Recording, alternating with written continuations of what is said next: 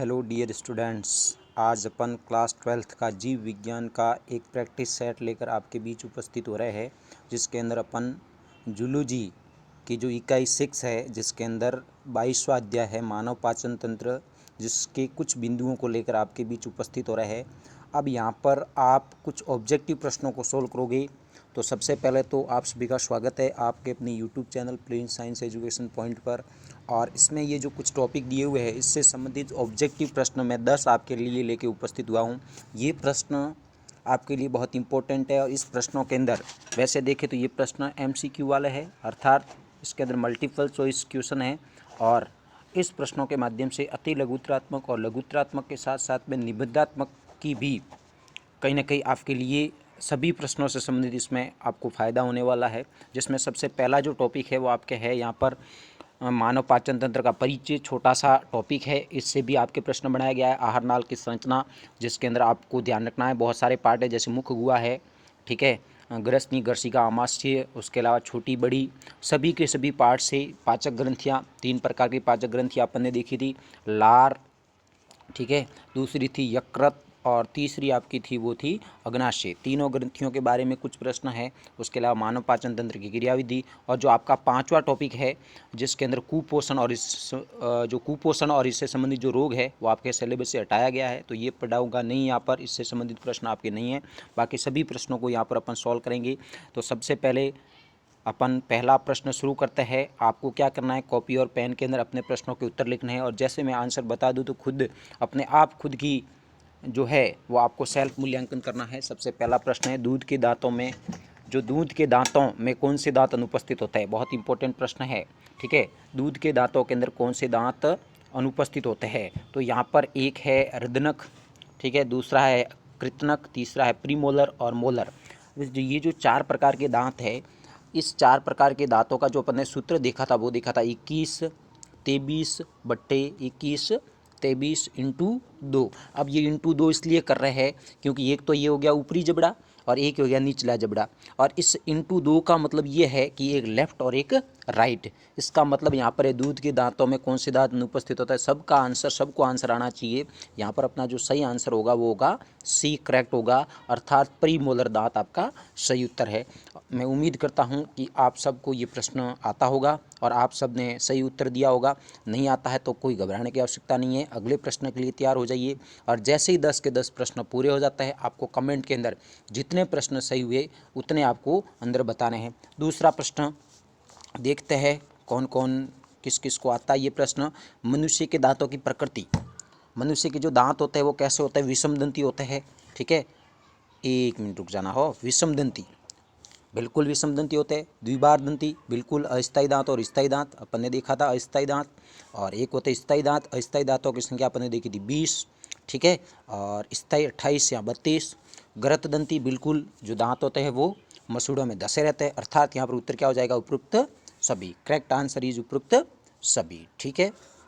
आगे का तीसरा प्रश्न देखते हैं। थोड़ी सी जटिलता बढ़ाई गई है, प्रश्नों को तरीके से पढ़ो और उत्तर देने का कोशिश करो। सबसे पहला यहाँ पर दिया हुआ है कॉलम ए व कॉलम बी का मिलान करना है। और मिलान करके आपको यहाँ पर क्या करना है, कॉलम ए का जो पहला ऑप्शन है उसको कॉलम बी के किसी भी ऑप्शन जो मैच करता है उससे मिलाना है, ठीक है। ये प्रश्न थोड़ा सा कठिन है, लेकिन मैं समझता हूँ कि सभी कर लोगे। अपन ने जब भी पढ़ा था तब बहुत अच्छे से पढ़ा था। और ऐसे प्रश्न आपके कहीं ना कहीं कंपटीशन के अंदर आते हैं। और ऐसे प्रश्न यदि देखोगे तो आपके लघुत्तरात्मक प्रश्नों के अंदर ये सभी प्रश्न सम्मिलित है, इसलिए मैंने ये थोड़े से बड़े बड़े प्रश्न लिए हैं। यहाँ पर देखोगे तो प्रश्न देखते हैं कि सबसे पहले अम्लजन कोशिका, जो अम्लजन कोशिका होती है, अर्थात यहाँ पर अम्लजन कोशिकाओं के लिए एक शब्द आता है। अम्लजन कोशिकाओं के लिए एक यहाँ पर शब्द आता है, वो आता है आपके ऑक्जेंटिक सेल। ऑक्जेंटिक सेल, ये जो अम्लजन कोशिका होती है, अम्लजन कोशिकाओं के द्वारा किसका सिक्रेशन होता है, तो मेरे हिसाब से सबको पता होगा वो है आपका HCl, अर्थात पहले के अंदर 4। अब आप देखो क के अंदर चौथा किस में दिया हुआ है, मात्र एक ही है, अर्थात पहले ऑप्शन के अंदर क के अंदर 4 दिया हुआ है, बाकी किसी में नहीं दिया हुआ है, अर्थात यहाँ पर आपका ऑप्शन ए करेक्ट होगा। बाकी किसी को देखने की आवश्यकता नहीं है, लेकिन मैं बार बार आपसे कह रहा हूँ सभी ऑप्शन को पढ़ना ज़रूरी है, ठीक है। आप ऐसे नहीं है कि एक से एक के मिलने के बाद आप नहीं पढ़ो, हो सकता है दूसरे के अंदर कहीं दिया हुआ हो। जाइमोजन कोशिका, जो जाइमोजन कोशिका होती है उसके द्वारा पेप्सिन का सीक्रेशन किया जाता है, और ये पेप्सिन जो होता है वो कैसा होता है, निष्क्रिय होता है। जो पेप्सिनोजन होता है, पेप्सिनोजन जो होता है वो कैसा होता है, निष्क्रिय, और इसको सक्रिय करने के लिए ऑक्जेंटिक सेल के द्वारा HCl आता है, और पेप्सिनोजन किस में बदल जाता है, पेप्सिन में। और जैसे ही पेप्सिन में बदलेगा तो पेप्सिन क्या करेगा, पेप्सिन जो है वो आपका पेप्सिन करेगा प्रोटीन का पाचन। प्रोटीन जो होगा उसको किस में बदलेगा, प्रोटीओज के अंदर बदलने का काम करेगा। ये चीज़ अपन ने पढ़ी थी, तो ये आपका हो जाएगा। उसके अलावा फिर यहाँ पर दिया हुआ है क्लस कोशिका। जो क्लस कोशिका है वो आपके करेगा श्लेष्मा का सिक्रीशन। उसके अलावा फिर आपकी दिया हुआ पेनेथ कोशिका। जो पेनेथ कोशिका है वो पेनेथ कोशिका आपकी करेगी जाइमोजन या लाइसोजाइम एंजाइम। लाइसोजाइम एंजाइम एक विशेष प्रकार का एंजाइम है जो जीवाणुओं का भक्षण करता है, अर्थात बाहर से आने वाले जीवाणु को नष्ट करने का काम करता है। ये अपन ने देखा था जो आंसू केंद्र होता है, ठीक है। उसके अलावा आप देखोगे तो कहीं ना कहीं पसीने के अंदर भी एक लाइसोजाइम एंजाइम होता है। तो ये आपके सभी के सभी आएगा। फिर आंतरिक कोशिका है, और आंतरिक कोशिकाओं के द्वारा फिर आपका यहाँ पर हो जाएगा जल व जल को अपघटित करने वाले कुछ रसायनों का सिक्रेशन होता है, अर्थात यहाँ पर आपका करेक्ट आंसर इज ए। ठीक है, आगे का प्रश्न देखते हैं, बहुत इंपॉर्टेंट प्रश्न था ये। आगे का प्रश्न देखते हैं, स्टार्च क्या है। स्टार्च क्या है, जो आपका स्टार्च है वो क्या है, बहुत इंपॉर्टेंट प्रश्न है। एक पॉलीसेकेराइड है, डाई है, मोनो है, या उपरोक्त सभी है। तो आपको सबको पता होगा कि ये जो आपका स्टार्च है वो एक पॉलीसेकेराइड है, तो आपका करेक्ट आंसर ए है। अब आगे अपन पांचवा प्रश्न देखते हैं, कौन सा मिलान सही नहीं है। ध्यान से प्रश्न को पढ़ना है, कौन सा मिलान सही नहीं है। ग्लूकोज क्या है, क्या ग्लूकोज मोनोसेकेराइड है, बिल्कुल। माल्टोज डाइसेकेराइड है, बिल्कुल माल्टोज डाइसेकेराइड है। डेक्स्ट्रीन डाइसेकेराइड है, आपको पता होना चाहिए। जो आपका स्टार्च होता है, स्टार्च के साथ में जैसे ही टाइलिन एंजाइम मिलता है तो स्टार्च जो होता है वो माल्टोज और डेक्स्ट्रीन में बदल जाता है। जो डेक्स्ट्रीन है वो 3 से 9 ग्लूकोज के अणुओं के मिलने से बनती है। तो ये आपका डेक्स्ट्रीन भी एक प्रकार की डाइसेकेराइड है, बिल्कुल सही है।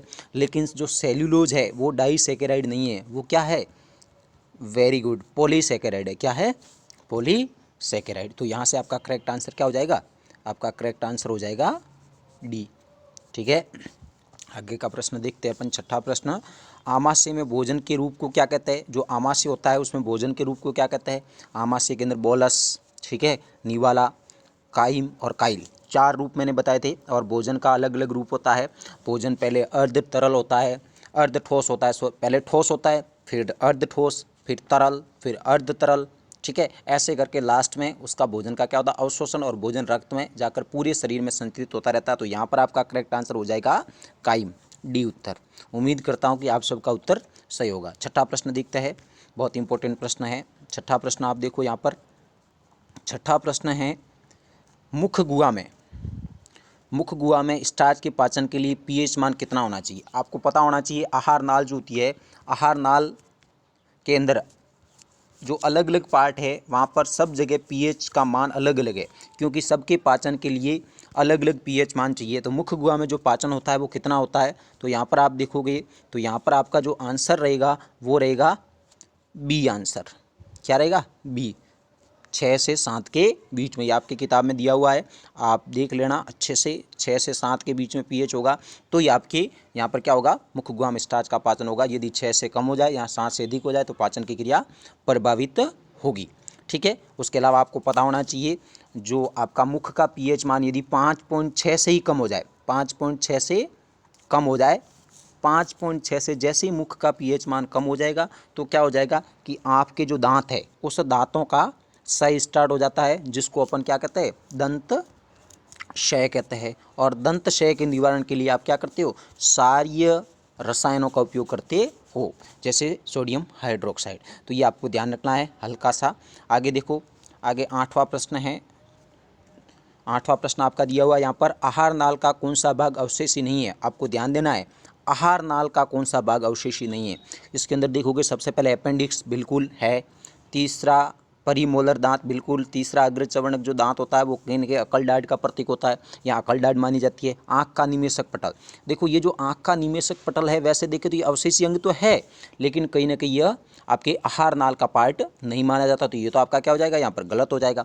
यानी कि आपका करेक्ट आंसर जो होगा वो यहाँ पर होगा डी, ए व बी दोनों। ठीक है, जिसने भी सही आंसर दिया है वो बहुत अच्छे में जा रहे हो। अब आप कमेंट करें कि आपके कितने प्रश्न सही हो रहे हैं।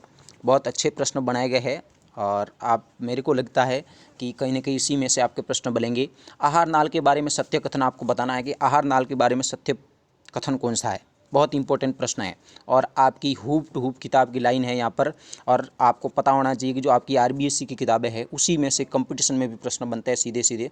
तो आहार नाल के बारे में, आहार नाल लंबी है और इसकी लंबाई 2 अवस्था के अंदर ध्यान रखनी है। एक तो जीवित अवस्था में, जब इंसान जीवित होता है तब इसकी लंबाई 4.5 मीटर के आसपास होती है, और जैसे इंसान मर जाता है अर्थात निर्जीव अवस्था में, जो निर्जीव अवस्था होती है उसके अंदर इसकी लंबाई थोड़ी सी बढ़ जाती है, क्योंकि जो आपकी छोटी आंत है वो शिथिल हो जाती है, फैलकर लंबी हो जाती है। तो आहार नाल की लंबाई 4.5 सही है, 7 से 8 मीटर निर्जीव के बाद सही है। कुंडलित होती है, बिल्कुल कुंडलन के रूप में ऐसे पड़ी रहती है ये, ठीक है, छोटी आंत ऐसे पड़ी रहेगी।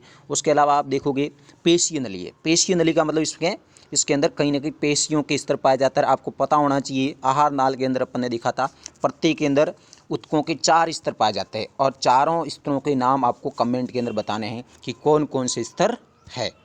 अब उसके अलावा आगे देखो, पहला ऑप्शन तो सही हो गया यहाँ पर। आहार नाल का ग्रास नाल में यूस्टे की नलिकाओं के छिद्र उपस्थित होते हैं। देखो यहाँ पर, अब यहाँ पर आहार नाल का जो ग्रास नाल का मतलब यहाँ पर है ग्रशिका। ग्रशिका, ये जो ग्रशिका है, इस ग्रशिका के अंदर यूस्टे की नलिकाओं के छिद्र नहीं होते हैं, ये होते हैं ग्रसनी के अंदर। किसके अंदर होते हैं? ग्रसनी के अंदर, अर्थात ये आपका दूसरा तो यहाँ पर गलत हो जाएगा। तीसरा, आहार नाल में आमाशय में भोजन का आंशिक पाचन होता है, बिल्कुल सही है, आहार नाल के अंदर आंशिक पाचन होता है। उसके अलावा आगे देखो कि पेट में यानी कि आमाशय में जाइमोजन कोशिका तथा अम्लजन कोशिका होती है, बिल्कुल सही है, अर्थात यहाँ पर आपका सही हो जाएगा पहला, तीसरा और यहाँ पर चौथा हो जाएगा, अर्थात correct answer is D C हो जाएगा यहाँ पर। अब आगे एक लास्ट प्रश्न है, उसको देख लेते हैं, उसके बाद आगे वाले के अंदर अपन देखेंगे। यहाँ पर है प्रोटीन व वसा का पाचन कहाँ से शुरू होता है? तो आपको पता होना चाहिए इसका जो पाचन है वो कहाँ से शुरू होता है? आमाशय से। तो इसका उत्तर हो जाएगा सी। यहाँ पर अपन ने 10 प्रश्नों को देखा। आगे अपन इसी तरह से आगे प्रैक्टिस सेट को देखते रहेंगे। मेरे साथ बने रहिए। Thanks a lot.